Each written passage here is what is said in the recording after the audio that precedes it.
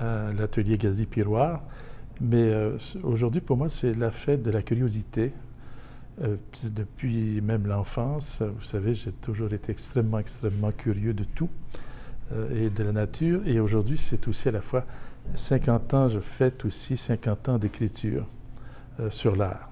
Et alors donc, évidemment, dans une diversité réelle et profonde. Et je vous dirais que le premier article que j'ai écrit, j'étais à ce moment-là moi-même étudiant au doctorat à Paris, et c'était sur Fernand Leduc. Je craignais qu'on n'écrive pas sur les tapisseries des Gobelins qui se faisaient contemporaines. Et c'est comme ça que j'ai écrit mon premier article, alors que je faisais un doctorat à l'époque en littérature, avec une approche psychanalytique, etc. Alors donc, c'est sûr que c'était, et depuis ce temps-là, ça n'a jamais cessé. Et donc, c'est comme ça que j'ai fini par être très présent. Et je me suis aperçu, vous savez, je dois le confesser ici, j'ai perdu mon père à l'âge de 3 ans. Au lieu de m'éteindre, ça m'a rendu curieux de tout. Et un des grands refuges, évidemment, c'était la nature. Et c'était tout ce qui m'entourait. Et alors donc, j'ai eu le privilège de faire des études classiques. C'est le fameux cours classique de l'époque, qui était 8 ans de latin, 4 ans de grec ancien, qui nous emmenait déjà dans une curiosité très élargie, parce qu'évidemment, ce n'était pas la langue d'origine, n'est-ce pas, de mon lieu de naissance, loin de là.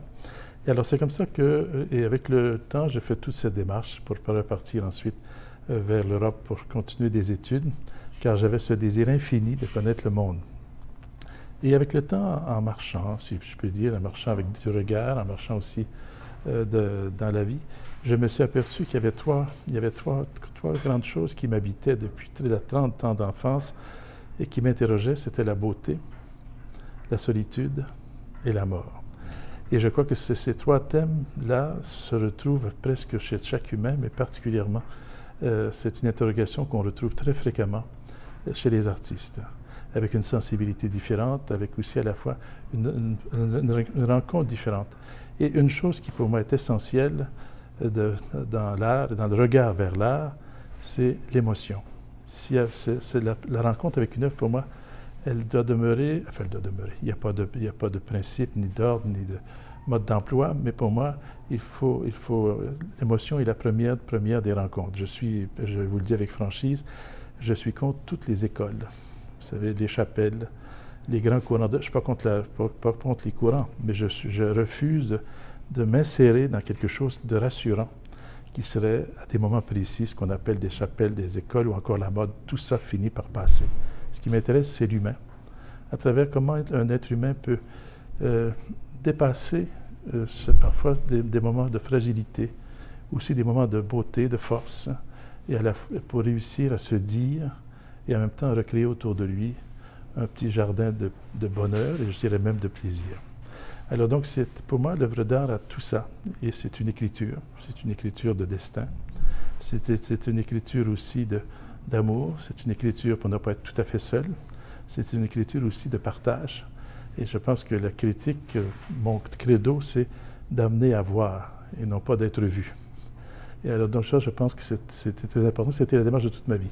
J'ai eu le privilège d'être dans de nombreux jurys internationaux pour dire qu'en fait, il faut toujours garder un regard élargi au-delà de ses horizons, quels qu'ils soient. Bon, j'étais entre autres membre du jury de la Biennale internationale des pays de la Méditerranée à Alexandrie. C'est sûr que si vous regardez ce qui se passe en Turquie, ce qui se passe au Maroc, ce qui se passe en Espagne, bon, dans les pays, dans le pourtour méditerranéen le plus européen, évidemment, on retrouve parfois des rappels et des appels, mais quand vous élargissez votre regard, c'est tout à fait autre chose. J'ai été nommé ensuite j'ai été invité en Colombie, n'est-ce pas, pour un jury par Botero. Vous voyez, Botero. D'ailleurs, en passant, pour me permettre une légère anecdote, j'écrivais à l'époque beaucoup sur l'abstraction. Quelqu'un me dit un jour dans une de ces rencontres un peu sociales, « Ah, mais vous êtes un critique de l'abstraction. » J'ai dit, je trouvais cette catégorie m'a tellement agacé que j'ai appelé Botero, qui était un jeune peintre à l'époque à Paris, et que je connaissais l'œuvre grâce en tout cas, des galeries intéressantes. Et alors donc, on s'est rencontrés, puis on est devenus amis. Et là, j'ai écrit un grand article sur Botero pour dire l'art, la sensibilité, l'émotion n'est pas réservé qu'à un seul couloir. Il peut avoir une diversité dans la beauté de diverses formes, y compris la figuration, comme l'abstraction, comme mille autres formes pour dire ce que l'on porte en soi. Ça, pour moi, c'était très important. J'ai été aussi en Inde. Vous pouvez donc vous imaginer que l'esthétique de l'Indien était tellement différente. Donc, dans un premier instant, évidemment, on est toujours un peu surpris, on est porté à juger par assurance. Mais si on se met à simplement écouter ce que l'on voit, on n'est pas obligé de dire ça, c'est l'esthétique de la fatalité de ma propre culture, de ma propre éducation. C'est un monde différent, mais qui a aussi sa valeur, parce qu'elle est à la fois non seulement humaine, mais elle peut nous amener aussi une rencontre et une émotion. Ça, c'est pour moi très important. Alors donc, c'est comme ça qu'on quitte un peu aussi les fatalités d'une naissance. Bon, comme nous sommes au cœur d'une exposition, je dirais quelques mots évidemment sur l'exposition. C'est certain que je suis très touché par la façon dont vous les avez présentées. Vous avez présenté les œuvres, c'est ce qui vient de votre propre collection, qui est très importante, et je dois dire que c'est extraordinaire.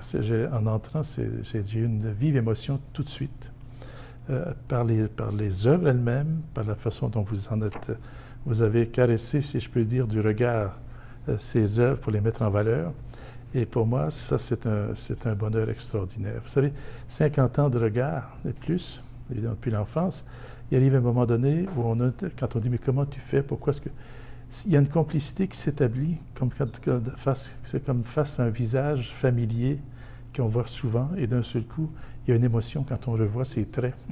Eh bien, c'est un peu ça aussi, la rencontre avec l'art, qui n'est pas non plus simplement dans une seule voie, mais dans une voie élargie. Et c'est pourquoi aujourd'hui je suis très fier de dire on a pu exposer, entre autres, puisqu'on parle d'estampes et d'œuvres sur papier, Dumouchel, qui était aussi un maître au départ de l'estampe, et ensuite la suite de ceux qui n'ont pas pris la relève, mais ceux qui se sont exprimés à travers sur papier, à travers l'image, à travers le trait, et alors dans ce sens-là, vous êtes de grands ouvriers, si je peux dire, de grands artisans. Et je ne peux que vous remercier et d'être très heureux d'être parmi vous aujourd'hui.